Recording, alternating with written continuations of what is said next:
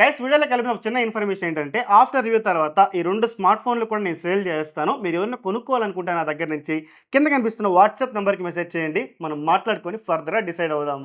Moto 870 fusion versus nothing phone 4 ఈ రోజు ఈ రెండు స్మార్ట్ ఫోన్స్ ని కూడా ఈచ్ అండ్ ఎవరీ డిపార్ట్మెంట్ లో ప్రతి ఒక్కటి కంపేర్ చేద్దాము. రెండింటి మధ్య ప్రైస్ డిఫరెన్స్ చాలా ఉన్నప్పటికీ కూడా రెండు కూడా ఆల్మోస్ట్ సిమిలర్ స్పెక్స్ వస్తుంది కాబట్టి ప్రతి ఒక్క డిపార్ట్మెంట్ లో ఫేస్ టు ఫేస్ కంపేర్ చేసి మీ ముందు పెట్టేస్తాను. Just sit back, relax and enjoy. First మీరు inbox contents first Moto smart phone తో పాటు 68 watt charger and type C cable కూడా మనకి బాక్స్ లో ప్రొవైడ్ చేస్తున్నారు. ఇంకా నథింగ్ ఫోన్ 4 అయితే చూసుకుంటే ఒక టైప్ సి కేబుల్ మాత్రం వస్తుంది. ఎటువంటి చార్జర్ కూడా మనకి బాక్స్ లో ప్రొవైడ్ చేయలేదు. మనమే మళ్ళీ డబ్బులు ఇచ్చి కొనుక్కోవాలన్నమాట. కమెంట్ రివ్యూ ఫస్ట్ దీనికి build quality and design. Moto smart phone చూసుకుంటే చుట్టూ కూడా మనకి ప్లాస్టిక్ ఫ్రేమ్ వస్తుంది. బ్యాక్ చూసుకుంటే వేగన్ లెదర్ ఫినిష్ తో వస్తుంది. అదే ఫ్రంట్ సైడ్ చూసుకుంటే కార్నింగ్ 7A ప్రొడక్షన్ ఇస్తున్నారు అనమాట. కనుక హైలైట్ ఏంటంటే ఈ స్మార్ట్ ఫోన్ లో IP68 అండ్ 69 రేటింగ్ తో కూడా వస్తుంది. అదే నథింగ్ ఫోన్ 4 చూసుకుంటే మనకి ఇది కూడా మనకి ప్లాస్టిక్ ఫ్రేమ్ తో వస్తుంది. బ్యాక్ సైడ్ గ్లాస్ బ్యాక్ ఇచ్చారు. ఫ్రంట్ సైడ్ చూసుకుంటే కార్నింగ్ 7A ప్రొడక్షన్ అయితే యూజ్ చేస్తారు. కాకపోతే IP రేటింగ్ వచ్చేసరికి IP64 మాత్రమే యూజ్ చేశారని చెప్పొచ్చు. ఇక నథింగ్ లో మనకి ఎక్స్ట్రా ఏంటంటే ఎసెన్షియల్ కీని యాడ్ చేశారు. అండ్ బ్యాక్ సైడ్ కూడా డిజైన్ ట్రాన్స్పరెంట్ గా ఉంటుంది. అండ్ ఒక గిఫ్ట్ బార్డ్ కూడా మనకి బ్యాక్ సైడ్ అయితే యాడ్ చేశారు అనమాట.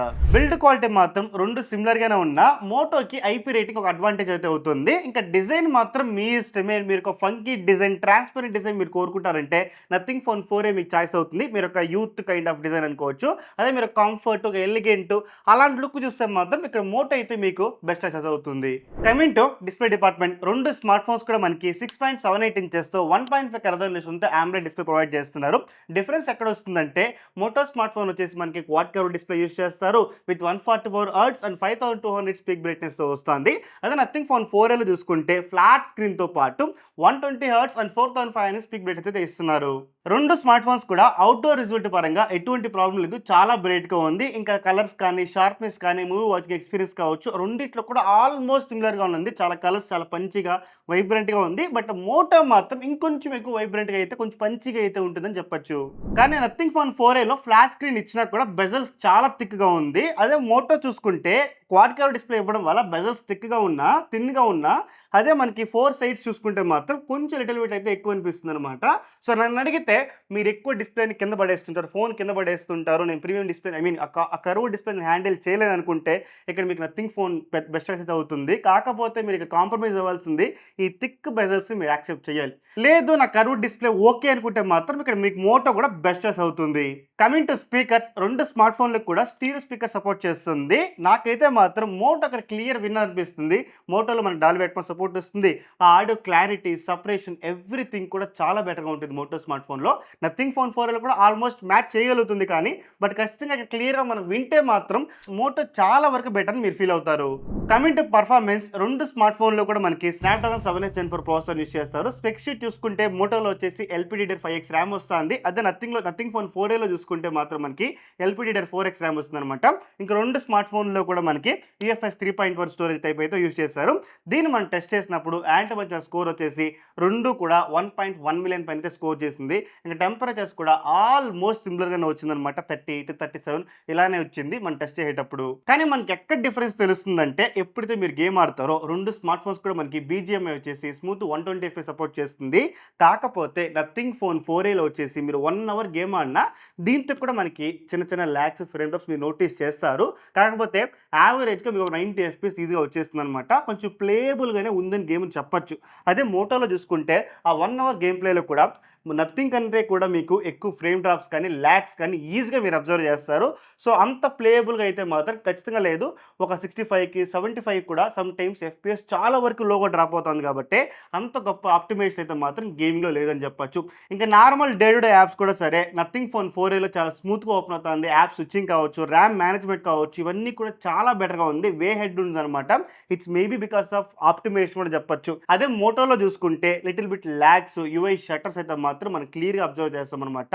సో ఖచ్చితంగా పర్ఫార్మెన్స్ డిపార్ట్మెంట్లో రెండు కూడా సేమ్ ప్రాసెసర్స్ ఉన్నా కూడా నథింగ్ ఫోన్ 4 మాత్రం ఇక్కడ వే హెడ్ ఉందని మాత్రం చెప్పొచ్చు. కమింగ్ టు బ్యాటరీ డిపార్ట్మెంట్, ఇక్కడ మోటో అయితే క్లియర్ విన్నారు. 7000 mAh బ్యాటరీతో 68 వాట్ చార్జర్ మనకి బాక్స్ లో ప్రొవైడ్ చేస్తున్నారు.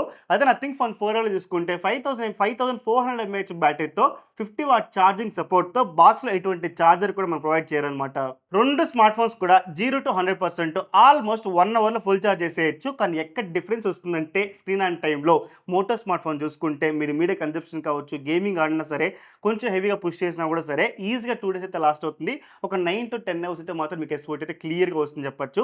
అదే నథింగ్ ఫోన్ 4ఏలో చూసుకుంటే మాత్రం మనకి కొంచెం 7 to 8 అవర్స్, కొంచెం ఎక్కువ పుష్ చేస్తే 7 అవర్స్, కొంచెం రీల్స్ మల్టీమీడియా ఎక్స్పీరియన్స్ చేస్తే మాత్రం ఒక 8 అవర్స్ అయితే మాత్రం మీకు లాస్ట్ అయితే అవుతుంది.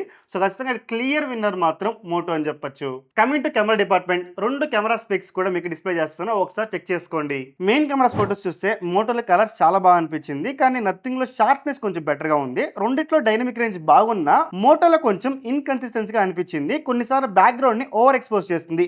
పోర్ట్రైట్స్ విషయానికి వస్తే మాత్రం క్లియర్ విన్నర్ నథింగ్ అని చెప్పొచ్చు. ఎందుకంటే ఇందులో ఉన్న 3.5x డెడికేటెడ్ లెన్స్ వల్ల ఇమేజ్ చాలా షార్ప్ గా ఉంది. ఎడ్జ్ డిటెక్షన్ కూడా ఆన్ పాయింట్ ఉందని చెప్పొచ్చు.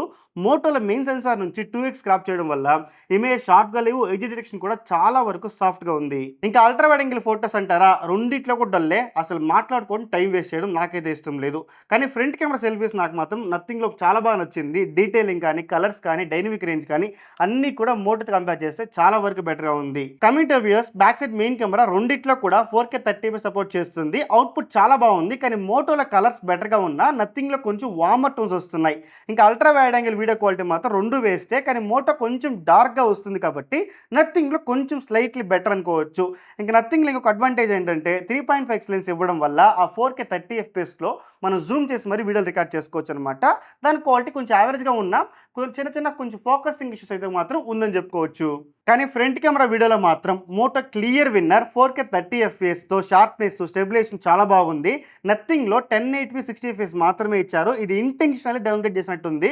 ఓవరాల్ కెమెరా డిపార్ట్మెంట్ మాత్రం మీకు నథింగ్ ఫోన్ 4 మీకు కొంచెం బెటర్ అనిపించవచ్చు. ఎందుకంటే ఆ 3.5x టెలిఫోటో లెన్స్ ఇవ్వడం వల్ల ఆ 3.5x లో మీరు ఫోటోస్ తీసుకోవచ్చు కాబట్టి ఇది కొంచెం బెటర్గానే ఉంది. కాకపోతే ప్రైస్ డిఫరెన్స్ కూడా ఉంది కాబట్టి ఇది కూడా మీరు మైండ్లో పెట్టుకోవాలి.